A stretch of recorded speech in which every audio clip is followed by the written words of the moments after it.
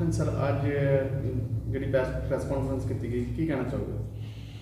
ਇਹ ਮਾਨਯੋਗ ਐਸਐਸਪੀ ਸਾਹਿਬ ਅਤੇ ਮਾਨਯੋਗ ਐਸਪੀਡੀ ਸਾਹਿਬ ਦਿਆਂ ਦਿਸ਼ਾ ਨਿਰਦੇਸ਼ਾਂ ਤੇ ਸ਼੍ਰੀ ਸੁਖਵਿੰਦਰਪਾਲ ਸਿੰਘ ਡੀਐਸਪੀ ਜੰਡਿਆਲਾ ਦੀ ਯੋਗ ਅਗਵਾਈ ਦੇ ਅਧੀਨ ਜੰਡਿਆਲਾ ਪੁਲਿਸ ਵੱਲੋਂ ਪਿਛਲੇ ਕੁਝ ਦਿਨਾਂ ਤੋਂ ਆਪਣੀ ਪ੍ਰੋਐਕਟਿਵ ਕਾਰਵਾਈ ਦੇ ਦੌਰਾਨ ਨਸ਼ਾ ਤਸਕਰ ਹੈਗਾ ਵਾ ਆਪਣਾ ਮਨਮੋਹਨ ਸਿੰਘ ਪੁੱਤਰ ਰਣਜੀਤ ਸਿੰਘ ਵਾਸੀ ਕੋਟ ਬਾਬਾ ਦੀਪ ਸਿੰਘ ਸੁਲਤਾਨਵਿੰਡ ਗੇਟ ਅੰਮ੍ਰਿਤਸਰ ਅਤੇ ਰਾਜਨਦੀਪ ਸਿੰਘ ਪੁੱਤਰ ਜਗੀਰ ਸਿੰਘ ਵਾਸੀ ਸ਼ੇਖੂਪੁਰਾ ਮਹੱਲਾ ਜੰਡਿਆਲਾ, ਇਹਨਾਂ ਨੂੰ ਗ੍ਰਿਫਤਾਰ ਕਰਕੇ ਇਹਨਾਂ ਦੇ ਪਾਸੋਂ 45 ਗ੍ਰਾਮ ਹੈਰੋਇਨ ਬਰਾਮਦ ਕੀਤੀ ਆ ਅਤੇ ਹੈਰੋਇਨ ਬਰਾਮਦ ਕਰਕੇ ਇਹਨਾਂ ਦੇ ਖਿਲਾਫ ਮੁਕੱਦਮਾ ਨੰਬਰ 381/20 ਅੰਡਰ ਸੈਕਸ਼ਨ 21, 29 ਅਤੇ 27 ਇਹ ਮੁਕੱਦਮਾ ਦਰਜ ਕਰਕੇ ਅਤੇ ਇਹਨਾਂ ਨੂੰ ਅਰੈਸਟ ਕੀਤਾ ਗਿਆ। ਉਹਦੇ ਵਿੱਚ ਅਤੇ ਪੇਸ਼ ਅਦਾਲਤ ਕਰਕੇ ਇਹਨਾਂ ਦਾ ਰਿਮਾਂਡ ਹਾਸਲ ਕਰ ਲਿਆ ਗਿਆ ਵਾ ਅਤੇ ਜਿਹੜੇ ਇਹਨਾਂ ਦੇ ਬੈਕ ਐਂਡ ਫੋਰਵਰਡ ਲਿੰਕ ਜਿਹੜੇ ਆ ਉਹਨਾਂ ਦੀ ਪੁੱਛਗਿੱਛ ਚੱਲ ਰਹੀ ਹੈ ਕਿ ਇਹ ਕਿੱਥੋਂ ਲੈ ਕੇ ਆਉਂਦੇ ਸੀ ਅਤੇ ਕਿਹਨੂੰ ਸਪਲਾਈ ਕਰਦੇ ਸੀ।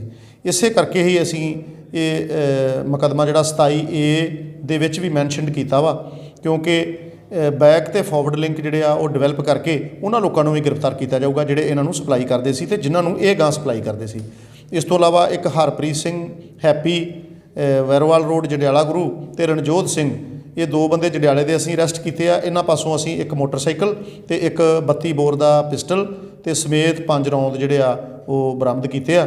ਇਹ ਜਿਹੜਾ ਪਿਸਟਲ ਇਹ ਆਰਡੀਨੈਂਸ ਕੰਪਨੀ ਦਾ ਬਣਿਆ ਵਾ। ਇਹਨਾਂ ਦੀ ਹੁਣ ਰਿਮਾਂਡ ਅਸੀਂ 2 ਦਿਨ ਦੀ ਪੁਲਿਸ ਰਿਮਾਂਡ ਲੈ ਲਈ ਹੋਈ ਹੈ ਅਤੇ ਪੁੱਛਗਿੱਛ ਕਰਾਂਗੇ ਕਿ ਇਹ ਪਿਸਟਲ ਇਹਨਾਂ ਨੇ ਕਿਸੇ ਤੋਂ ਖੋਇਆ ਵਾ ਜਾਂ ਕਿਸ ਤਰ੍ਹਾਂ ਇਹਨਾਂ ਦੇ ਕੋਲ ਆਇਆ ਵਾ, ਕਿਉਂਕਿ ਇਹ ਲਾਇਸੈਂਸੀ ਵੈਪਨ ਆ ਔਰ ਇੰਡੀਅਨ ਆਰਡੀਨੈਂਸ ਕੰਪਨੀ ਦਾ ਵੈਪਨ ਆ। ਇਹਨਾਂ ਕੋਲ ਕਿਸ ਤਰ੍ਹਾਂ ਆਇਆ ਵਾ ਅਤੇ ਇਹਨਾਂ ਦੀ ਵੀ ਅਸੀਂ ਜਿਹੜੀ ਪੁੱਛਗਿੱਛ ਬਰੀਕੀ ਨਾਲ ਕਰ ਰਹੇ ਹਾਂ ਅਤੇ ਹੋਰ ਵੀ ਇਹਨਾਂ ਤੋਂ ਜਿਹੜੀਆਂ ਵਾ ਉਹ ਵਾਰਦਾਤਾਂ ਜਾਂ ਕੋਈ ਜਿਹੜੇ ਇਹਨਾਂ ਨੇ ਕ੍ਰਿਮੀਨਲ ਰਿਕਾਰਡ ਇਹਨਾਂ ਦਾ ਵਾ ਉਹ ਜਾਂਚ ਕਰਕੇ ਸਫਾ ਮਿਸਲ 'ਤੇ ਲੈ ਕੇ ਅਤੇ ਇਹਨਾਂ ਨੂੰ ਸਜ਼ਾ ਕਰਾਵਾਂਗੇ। ਇਹਨਾਂ ਦੇ ਉੱਪਰ ਪਹਿਲਾਂ ਵੀ ਕੋਈ ਕੇਸ ਦਰਜ ਹੈ?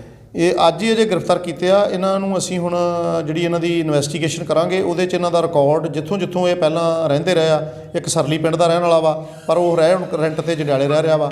ਇਹ ਸਾਰਾ ਰਿਕਾਰਡ ਇਹਨਾਂ ਦਾ ਬੈਕਗਰਾਊਂਡ ਜਿਹੜੀ ਉਹ ਪਾਰਟ ਆਫ ਇਨਵੈਸਟੀਗੇਸ਼ਨ ਆ, ਚੈੱਕ ਕਰਕੇ ਅਤੇ ਫਿਰ ਉਹ ਸਫਾ ਮਿਸਲ 'ਤੇ ਲਿਆਵਾਂਗੇ। ਇਹ ਲੱਗਦਾ ਕੋਈ ਵੱਡਾ ਗੈਂਗ ਹੈਗਾ?